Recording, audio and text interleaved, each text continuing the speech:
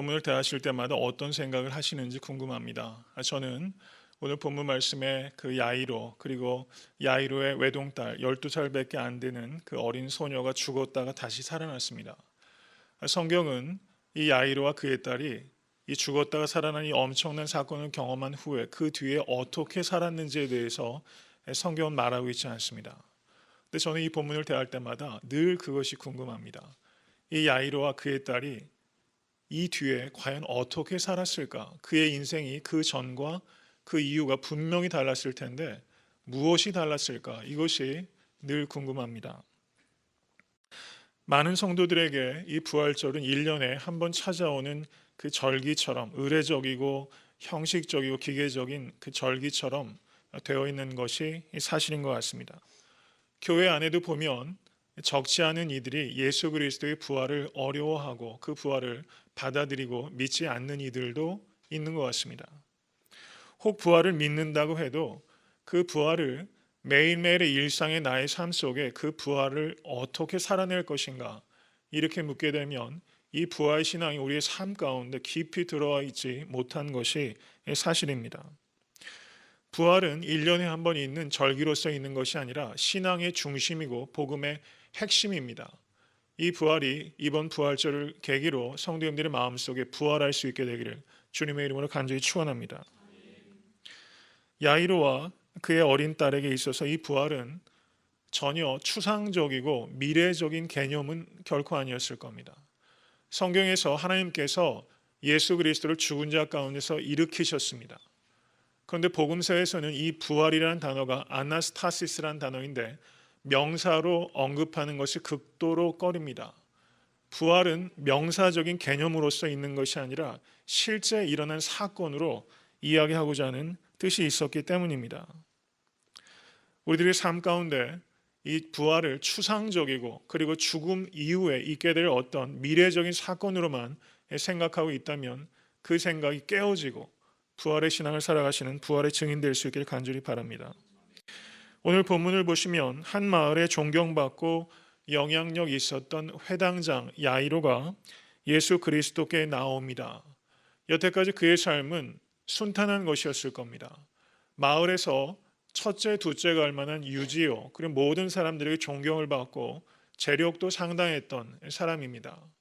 그렇지만 문제가 없는 인생이 한 사람도 없다는 것입니다. 그에게 12살 난 어린 딸, 정말 금이야 옥이야 키웠던 금지옥역 같은 딸이 가벼운 병이 아니라 죽음에 직면한 심각한 위기 가운데 처하게 된 것입니다. 그야말로 일생의 최대의 위기를 경험하게 된 것입니다. 바로 그 위기 앞에서 이 야이로는 중대한 결단을 하게 됩니다.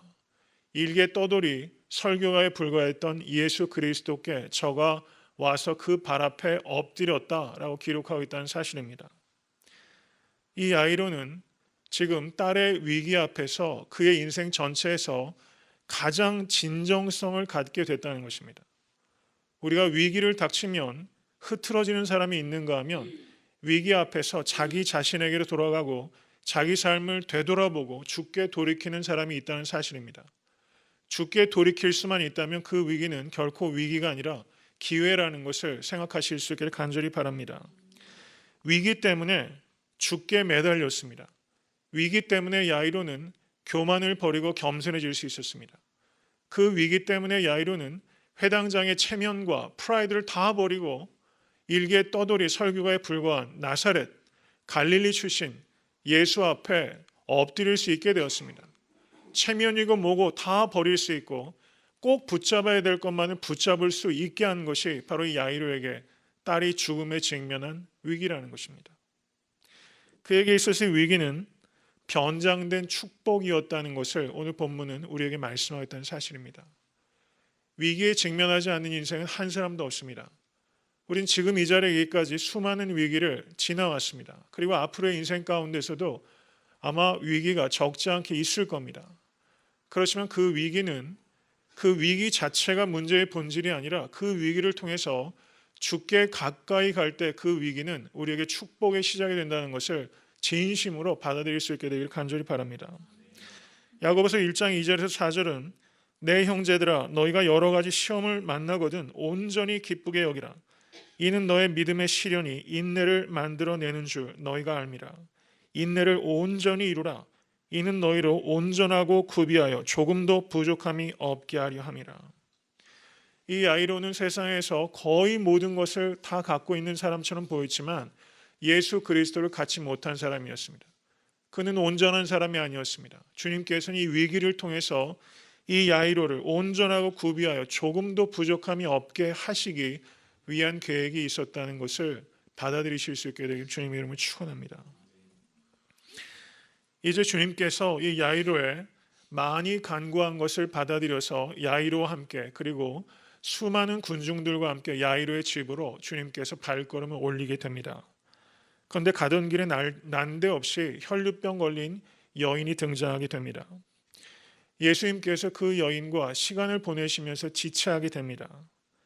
이 야이로의 마음은 정말 새까맣게 타들어갔을 겁니다. 이것을 통해서 우리는 생각해야 됩니다. 우리가 아무리 서둘러도 우리의 문제가 아무리 급박해도 하나님께서는 우리의 생각대로 우리의 방법대로 우리의 때에 맞춰서 일하시는 분은 결코 아니라는 것을 받아들이라는 것입니다. 이것을 받아들이실 수 있게 간절히 바랍니다.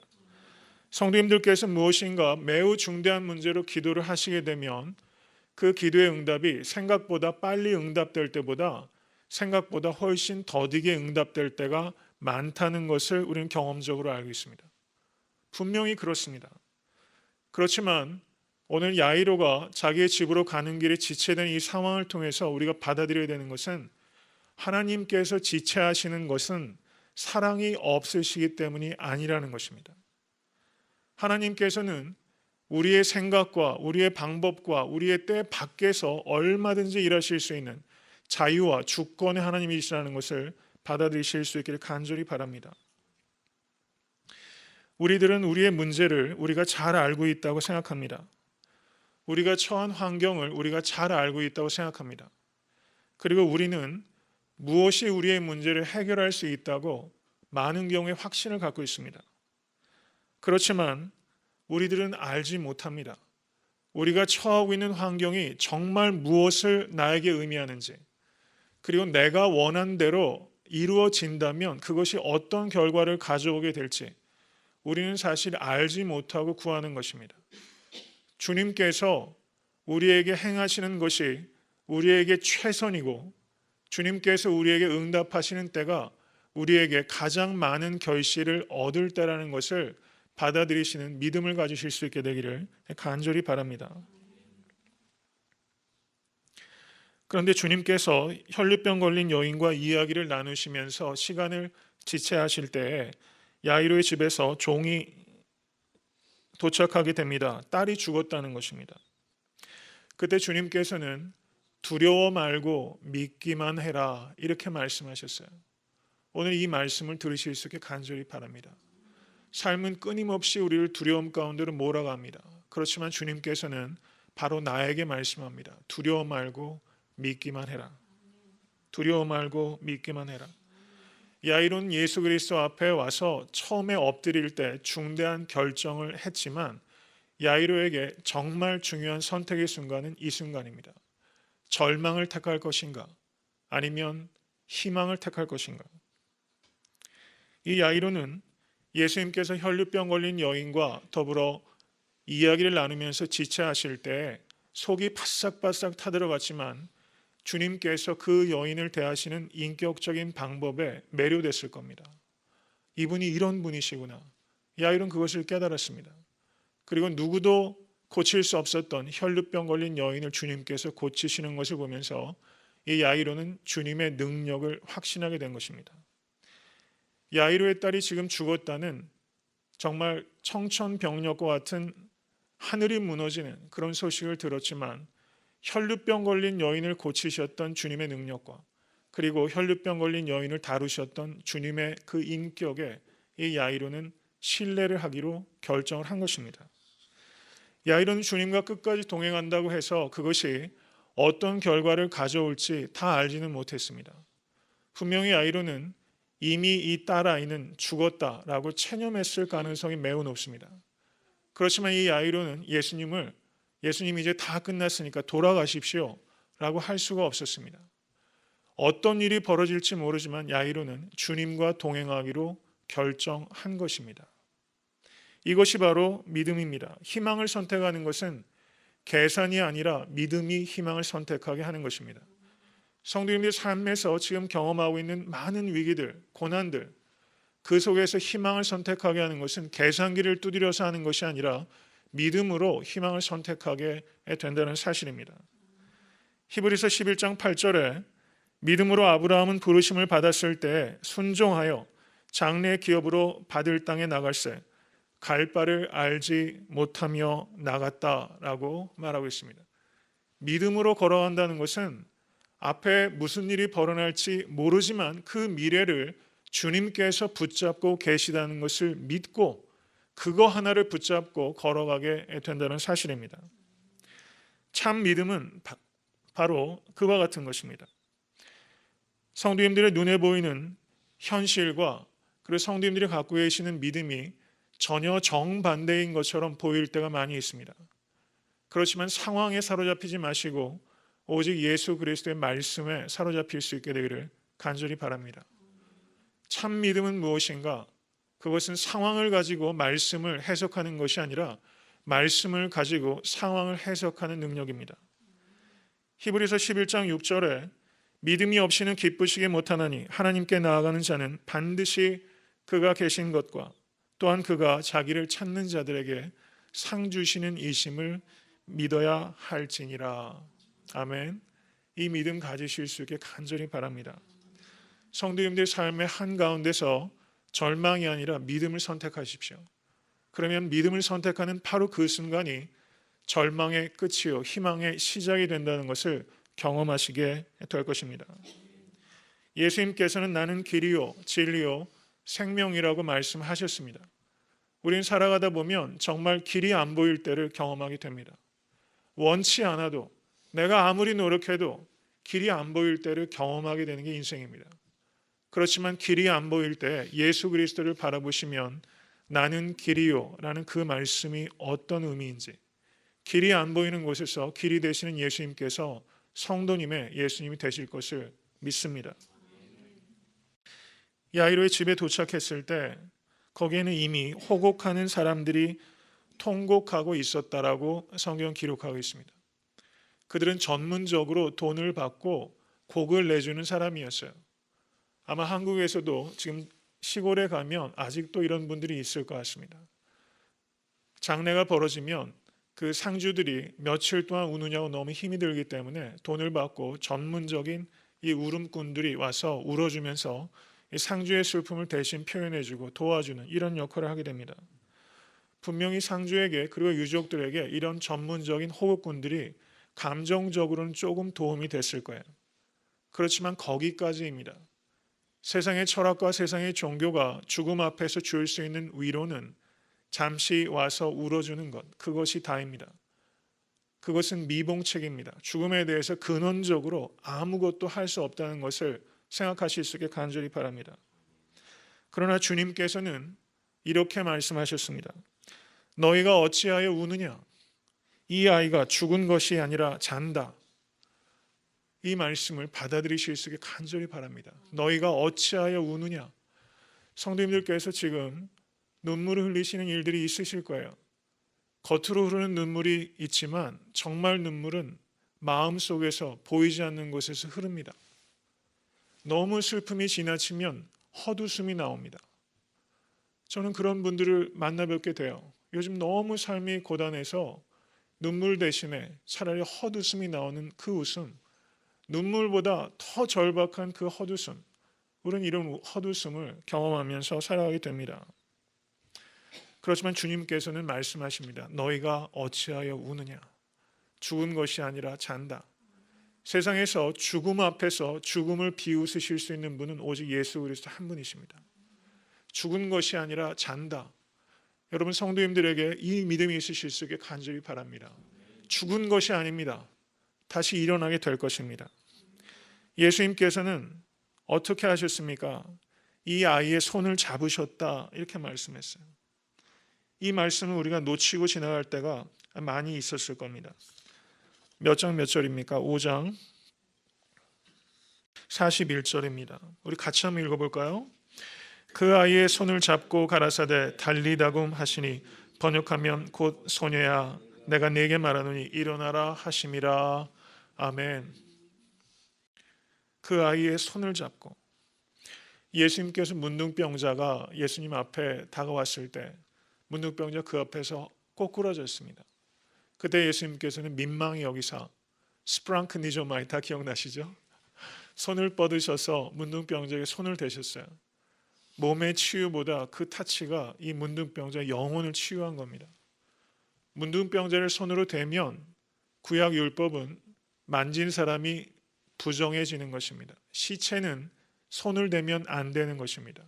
그렇지만 여기에서 예수님께서는 죽은 그 어린아이의 시체에 손을 잡으셨어요. 왜 손을 잡으셨을까? 손을 잡으셨습니다. 그리고 달리다굼이라고 말씀하셨습니다.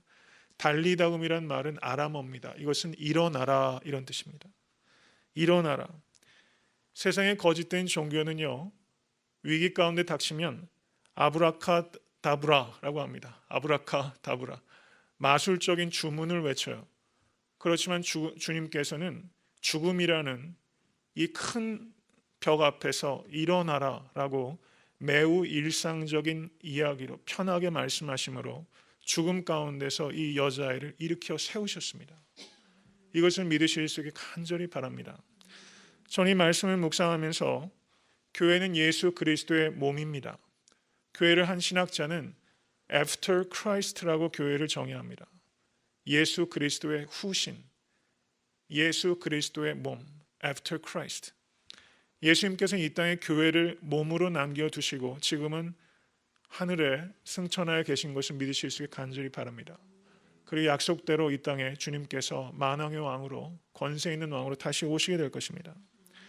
근데 예수님께서 이 땅에 교회를 남겨주시고 우리에게 부탁하시는 것은 무엇인가? 그것은 아무도 만져주지 않는 죽은 사람의 손과 같은 이 야이로의 딸의 손을 우리 교회에게 잡아주라고 부탁하시는 것입니다. 그 손을 잡아주고 일어나라라고 매우 일상적인 언어로 격려하고 세워주라고 우리 교회에게 부탁하고 있는 것입니다. 우리는 이것을 할 수 있습니다. 이 교회가 정말 소망이 끊어지고 아무도 찾아가지 않고 아무도 잡아주지 않는 이 어린 죽은 소녀의 손과 같은 그런 손들을 교회가 잡아주고 그리고 일어나십시오. 예수 그리스도 안에서 일어나실 수 있습니다. 나사렛 예수 그리스도의 이름으로 명하노니 일어나라 라고 교회는 말해야 하고 말할 수 있습니다. 우리 사랑하는 성도님들께서 이렇게 작은 몸짓 그리고 작은 일상의 격려의 말로 가족들을 일으키고 성도들을 일으키고 내 일터에서 죽은 사람처럼 몸은 살아있지만 영혼이 죽어있는 것을 더 두려워하실 수 있길 간절히 바랍니다. 그리스도인들에게 두려운 것은 몸의 죽음이 아닙니다. 영혼의 죽음입니다. 정말 안타까운 것은 그것입니다. 여러분의 삶의 자리에서 손을 잡고 일어나라, 일어나십시오. 권면하실 수 있는 그런 작은 예수로 실천하실 수 있게 주님을 간절히 축원합니다. 그랬더니 그 뒤에 어떤 일이 일어납니까?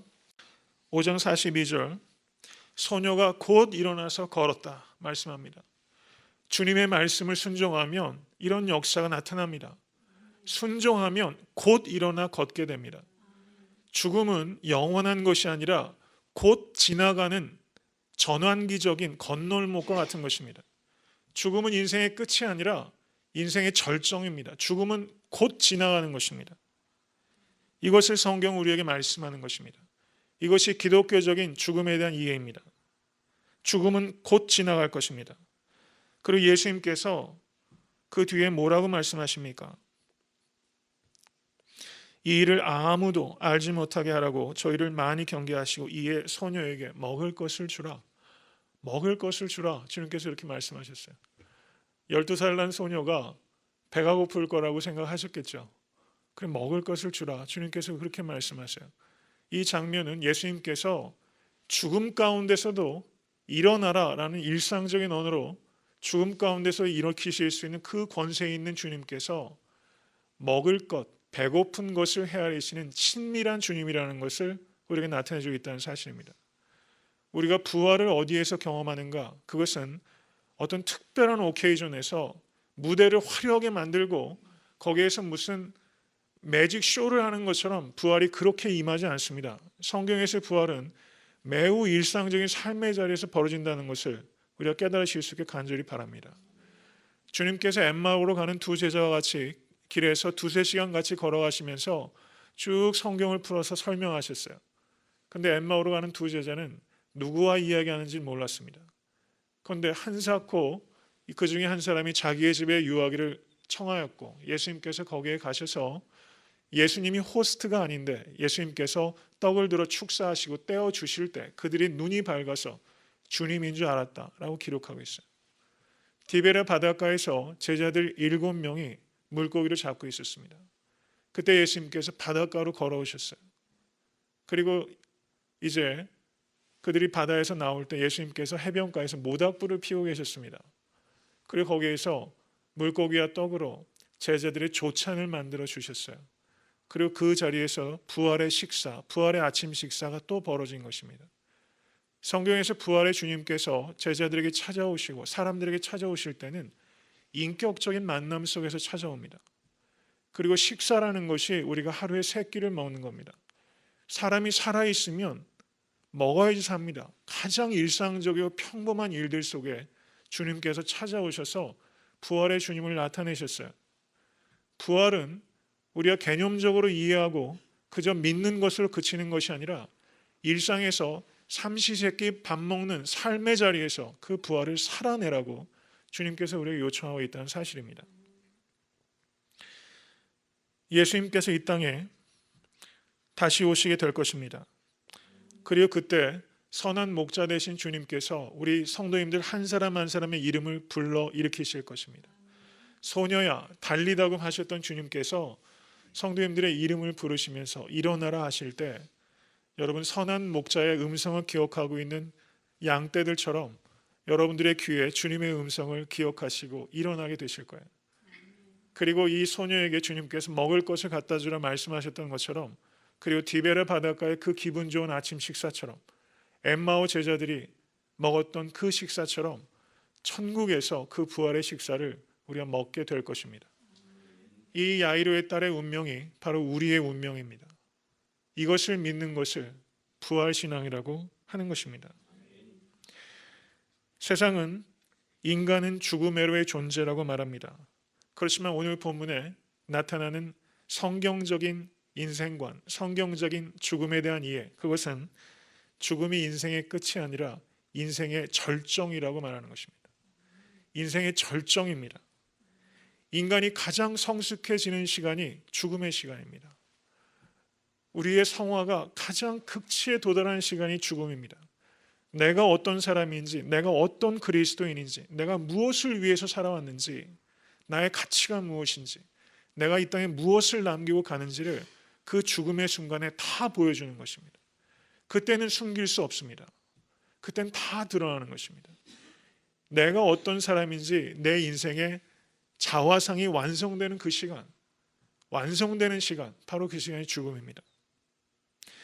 그렇기 때문에 이 죽음은 그리스도인들에게, 예수 그리스도의 십자가와 부활과 재림을 믿는 성도에게는 이 죽음은 두려움의 대상이 아니라 소망의 대상입니다. 사도 바울도 빌립보서에서 그것을 얘기했어요. 죽는 것도 나에게 유익이다 말하면서 나는 차라리 죽어서 주님과 같이 있고 싶다. 그렇지만 빌립보 성도들을 위로하고 또 가리키고 기쁨이 되기 위해서 아직은 죽을 때가 아니라는 것을 안다. 이렇게 말하고 있다는 것입니다.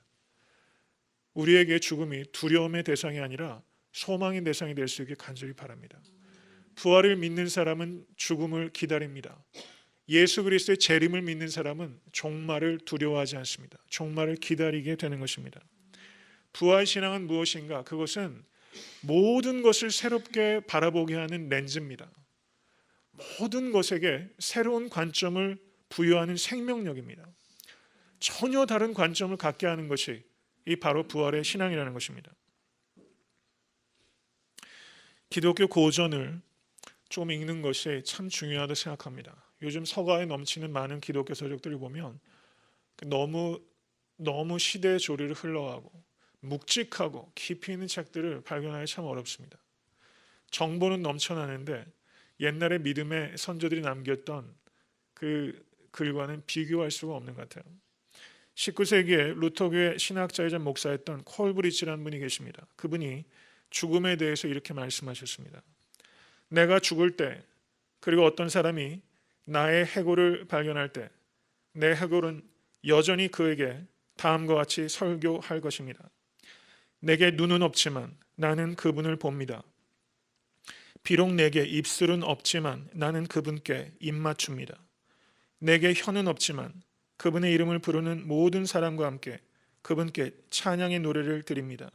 나는 딱딱한 해골이지만 그분의 사랑 안에서 온전히 부드러워지고 녹아 있습니다. 내가 여기 묘지에 누워 비바람을 맞고 있지만 나는 저편 낙원에 있습니다. 모든 고난은 잊혀집니다. 그분이 자기의 십자가를 지고 골고다로 가셨을 때 그분의 크신 사랑은 우리를 위해 이 모든 일을 하신 것입니다. 이렇게 말했습니다. 19세기의 목사였던 콜브리치 사람, 믿음의 선조, 이 사람은 자신의 해골로도 이와 같이 설교할 것이다, 이렇게 말하고 있다는 겁니다. 정말 이런 신앙을 우리가 가질 수 있기를 간절히 바랍니다. 내 육신은 다 썩어 있지만, 나에게 입술은 없지만 나는 내 입술로 그분께 입 맞추고 있는 것입니다. 내게 눈은 없지만 내 눈은 오직 그분만 바라보고 있을 것입니다. 이 부활의 신앙입니다. 이 부활의 신앙을 가지고 있다면 죽음조차도 전혀 다른 의미로 받아들이게 하는 것이 부활 신앙이라면, 이 부활 신앙은 성도님들께서 지금 직면하고 있는 바로 그 고난을 전혀 다른 눈으로 바라보게 하는 것입니다. 똑같은 눈으로 볼래야 볼 수가 없습니다. 부활은 모든 것들을 새롭게 바라보게 하는 생명 젖줄 같은 것입니다. 예수님께서 부활하지 아니하셨다면 예수님처럼 비읍전 인생도 드물 것입니다. 세상에 동물들의 여물통에 불과한 구유에 태어나는 사람이 몇이나 됩니까? 평생 살아가시면서 예수님께서 인자가 머리 둘 곳이 없다고 말씀하셨어요. 복음서를 쭉 따라가면서 보십시오. 예수님께서 편안하게 한가하게 식사 나누셨던 적이 거의 없어요.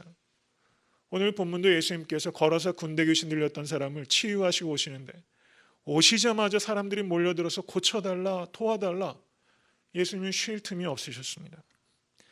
그리고 그렇게 헌신적으로 사랑하시다가 나중에 십자가에 달리실 때는 자신을 환호했던 모든 사람들이 저를 십자가에 못 박아 죽게 하소서.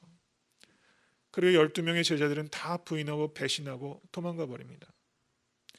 예수님의 삶은 세상적인 눈으로 바라보면 분명히 실패라고 할 수 있을 것입니다. 그렇지만 부활하신 예수 그리스도는 예수 그리스도의 그 실패같이 보이는 삶이 사실은 실패가 아니요 승리요, 그것이 하나님의 계획이 이뤘다는 것을 우리에게 말씀해 주고 있다는 사실입니다. 예수 그리스도의 부활을 믿으십니까? 그 부활이 성도님들의 삶을 전혀 다르게 해석할 수 있게 되기를 주님의 이름으로 간절히 축원합니다. 믿음은 높이 보게 합니다. 소망은 멀리 보게 합니다. 그리고 사랑은 깊이 보게 합니다. 믿음은 높이, 소망은 멀리, 그리고 사랑은 깊이 보게 합니다. 이걸 성숙함이라고 하는 것입니다. 전혀 새로운 관점이 성도님들의 삶 가운데 열리실 수 있게 간절히 축원합니다. 한 가족이 맑은 날 여행을 하고 있었습니다. 그런데 갑자기 열린 자동차 창문 사이로 크고 검은 벌이 들어왔습니다. 차 안에 윙윙 거리면서 큰 벌이 날아다니자 어린 딸이 뒷자리에서 아우성을 칩니다. 이 벌에게 물리면 죽을 것 같기 때문이었습니다. 그러자 아버지가 차를 길가에 세우고 그 벌을 향하여 손을 뻗어서 그 벌을 손으로 낚아챘습니다. 벌이 손을 쏠 것을 알고 있었지만 아버지는 끝까지 그 벌을 잡고 있습니다. 그리고 그 벌이 자신의 손을 찌른 후에야 이 아버지는 그 손에서 벌을 놓아주게 됩니다. 그리고 그 벌은 다시 차 안을 날아다니면서 윙윙 거리게 됩니다. 그러자 또 뒷자리에 앉아 있었던 딸아이가 아우성을 칩니다. 아빠, 벌이 날 쏘려고 해요. 그러자 이 아버지가 아이에게 벌에 쏘인 자신의 손바닥을 보여주면서 아니다, 내 딸아, 내 손을 봐라. 그 아버지의 손에 벌침이 있었던 것입니다. 고린도전서 15장 55절은 사망아, 너의 이기는 것이 어디 있느냐? 사망아 너의 쏘는 것이 어디 있느냐. 예수 그리스도께서는 이 아버지가 딸아이에게 손을 보면서 자신의 손바닥에 있는 벌침을 보였던 것처럼 예수 그리스도께서 부활의 주님은 지금 우리에게 내 손을 봐라 라고 말씀하고 있는 것입니다. 사망에 쏘는 것을 예수 그리스도께서 다 뽑아내셨습니다. 예수님께서는 그렇게 벌과 같은 사탄을 무력하게 만드셨습니다. 사탄은 다만 윙윙거리면서 벌침이 뽑힌 채로 우리 주변을 윙윙거리고 있을 뿐이란 사실입니다. 말씀을 맺습니다. 성도님들의 삶은 정말 살아있는 삶입니까? 정말 살아있는 삶을 사셨던 적이 있습니까? 우리가 이야기를 하다 보면 흔히 그런 이야기를 해요. 마지못해서 살아갑니다. 근근히 살아갑니다. 그럭저럭 살아갑니다. 어떤 분은 죽지 못해 살아갑니다. 그렇게 얘기해요. 이런 이야기를 우리 너무 많이 해갖고 많이 들으면서 살아가요. 그럼 한번 되묻게 됩니다. 정말 부활을 믿습니까? 정말 부활이 성도인들의 삶에 무슨 의미입니까? 예수님께서는 허물과 죄로 죽었던 우리들을 다시 살리셨습니다. 이미 다시 살리신 것입니다. 성경에서 부활을 언급하고 있는 것은 부활을 이해하라는 것이 아닙니다. 그리고 부활을 믿는다라는 것에 그치는 것이 아닙니다. 부활을 살라는 것입니다. 부활을 살라. 로마서 6장 4절을 보시면 이렇게 말씀합니다. 우리가 그의 죽으심과 합하여 세례를 받음으로 그와 함께 장사되었으니 이는 아버지의 영광으로 말미암아 그리스도를 죽은 자 가운데서 살리신과 같이 우리로 또한 새 생명 가운데서 행하게 하려 하심이라. 아멘. 부활은 우리를 새 생명 가운데서 살게 하는 것입니다. 야이로와 그의 딸이 어떻게 살았겠습니까? 그 전과는 똑같이 살래야 살 수가 없는 것입니다. 죽었다 살아난 것입니다. 죽음조차 그들은 두려워하지 않습니다. 아무것도 두려워하지 않습니다. 부활신앙은 우리를 아무것도 두려워하지 않게 하는 것입니다. 이 부활신앙으로 성도님들의 삶 가운데서 야이로와 그의 딸이 평생토록 부활의 증인으로 살아갔던 것처럼 여러분의 일터에서, 여러분의 식탁에서, 여러분의 그 삶의 자리에서 지루하기 짝이 없는 일상 속에서 이제 더 이상 근근하게 살아가지 마시고 부활의 증인으로 열정적으로 뜨거운 가슴으로 살아가시는 여러분과 제가 될 수 있게 되기를 주님의 이름으로 간절히 축원합니다.